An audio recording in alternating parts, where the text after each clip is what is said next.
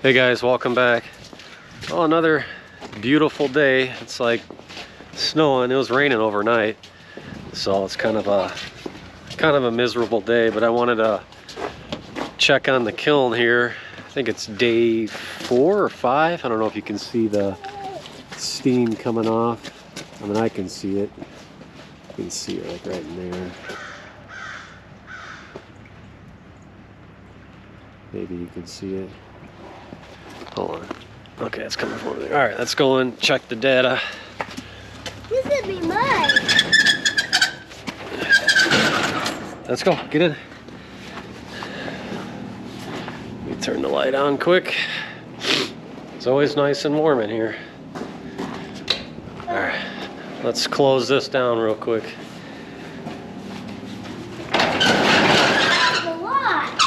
There's some water in there. Say hello. Hello. All right. Yeah, I think it's day 4. I'd have to look at the stats, but so yeah, we're at 144 degrees, 27% humidity. Now that number after now that we're in the 140s, that should drop. It's about 8% a day. And I knew this batch was going to take a little bit longer because, like I said, it's super wet wood. But all this wood here is good to go. It's all sugar maple, some ash, a little bit of elm. I think there's a stick of oak in there, but you can always tell. It's really weird how they dry. You can see like it's got like a yellowish tone to it. But yeah, all this stuff is dry. This was a little punky, but it's got a lot of good wood on it. You just got that one. So, but yeah, no, she's running good. It's this will probably go 6 days just because of how wet it was going in there. But that's okay. I mean, it's working. It'll probably be the last batch I dry for production wood. I think after that, I'm going to start sticking in just some wood that I'm going to throw into the boiler, which I'll show you in a minute here. It's just a bunch of log forms. Probably put it in for like 3 days, maybe. I don't even think I'm going to heat it this hot. I think I might just heat it up to like 130 and leave it there. Let it do its thing. Let it cycle. Maybe run it 5 days. Whatever. It doesn't matter. Just log form doesn't. It's not going to dry nearly as fast. But it's all ash, which we know will burn wet. I just don't want to throw that wet wood in the boiler. So I'll end up throwing some logs in there. But I don't think I will be drying anymore after this load comes out. I mean, so I got a little over 6, not 6, but 2 full cords there. That'll get me over almost a 4 full cords. And I think that should get me through the winter for my previous customers if they need any more. If not, I can always just throw more in there. It's no big deal. So let's go down in this lower area. So this is what I'm going to throw in the kiln next. Of course, it's sitting out in the rain, but that's okay. So I got 5 totes here. This is all log form. I just cut it up just enough so I can throw it in the boiler. And what I'll do is I'll throw this in from time to time on top of the wood. So by the time it hits the bottom, it's like really dry because it'll bake in the boiler.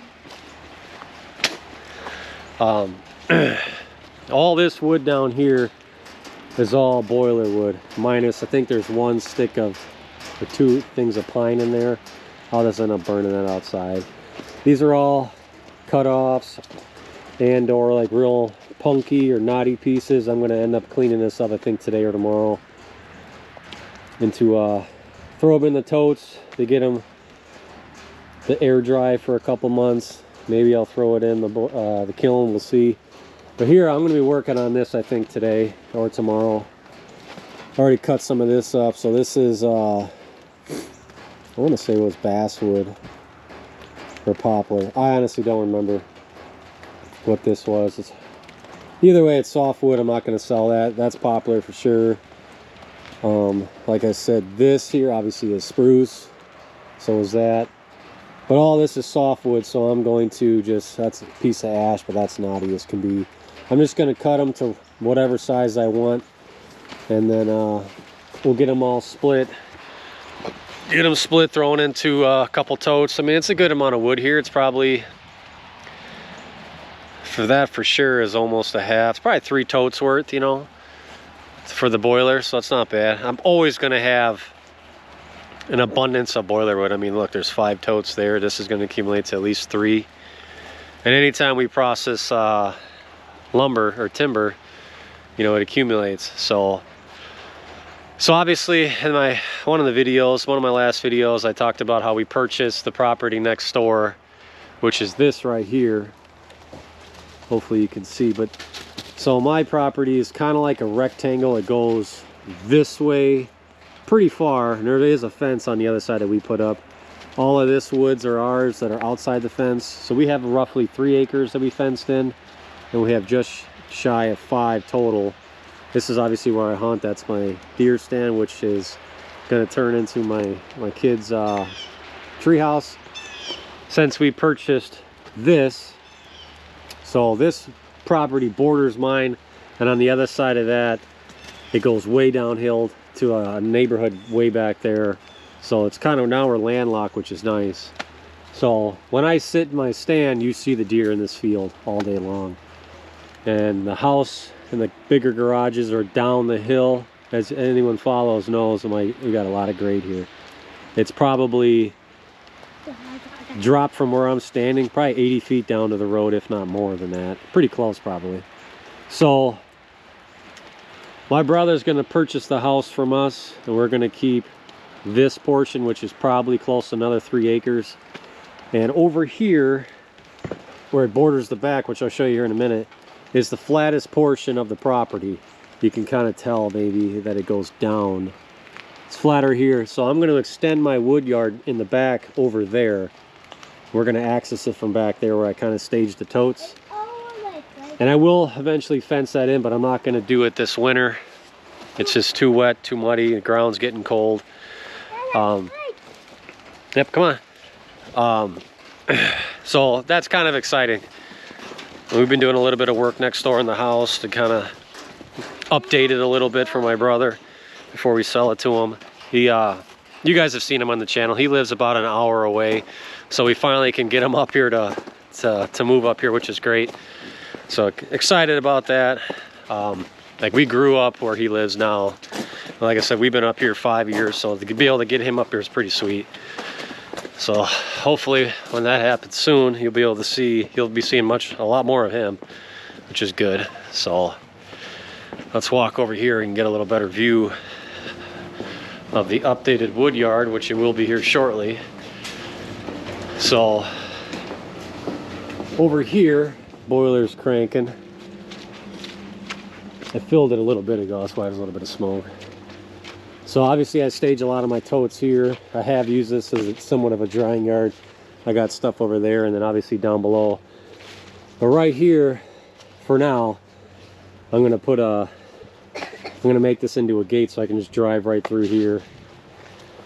And then it's probably close to an acre, maybe.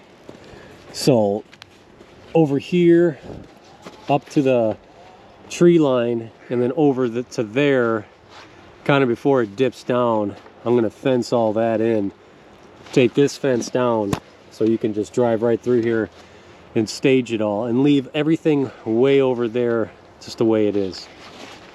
And I think that's gonna work out great. Yeah, we ripped out a pine tree a couple weeks ago and relocated it. So Why are you putting here? no, we're gonna be driving right through here so we can get next door. So I think that'll work out great. I'll still use this area over here. I'll probably just use this as my boiler wood and the empty totes. Obviously I got a new batch of totes in recently, that's why I haven't disassembled those, but I don't need them for a while. So I think that's gonna work out great for us to have that, because it was either that or I was gonna purchase another location and relocate some of my,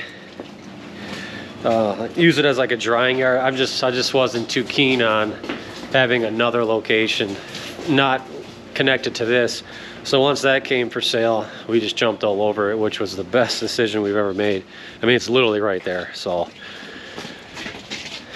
not, you know, it's good for the business, it's good for hunting.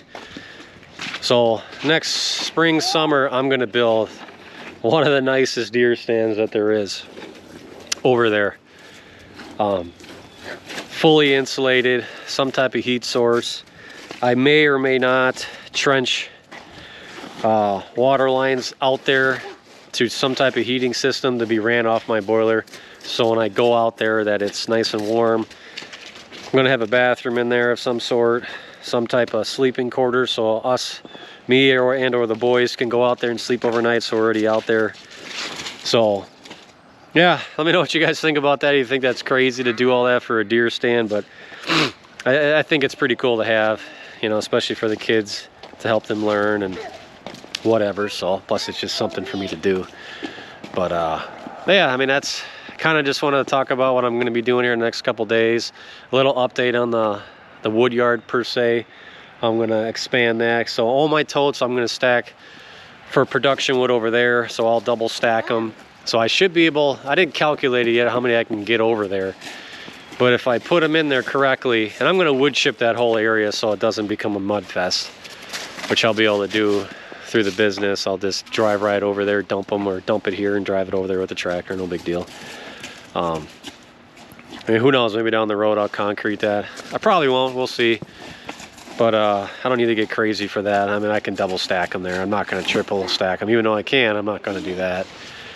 But I don't know how many I can get over there. If I had to guess, probably 500 totes maybe more, depending on how I do it. We'll see. And we'll find out this winter how many I put over there. But I'll still have this room down below if I have to overflow it. So, but yeah, all good things to come. But it's supposed to be in the 30s and 40s this week, so I think in a couple of days my parents are going to come over and we're going to cut and split a bunch of wood.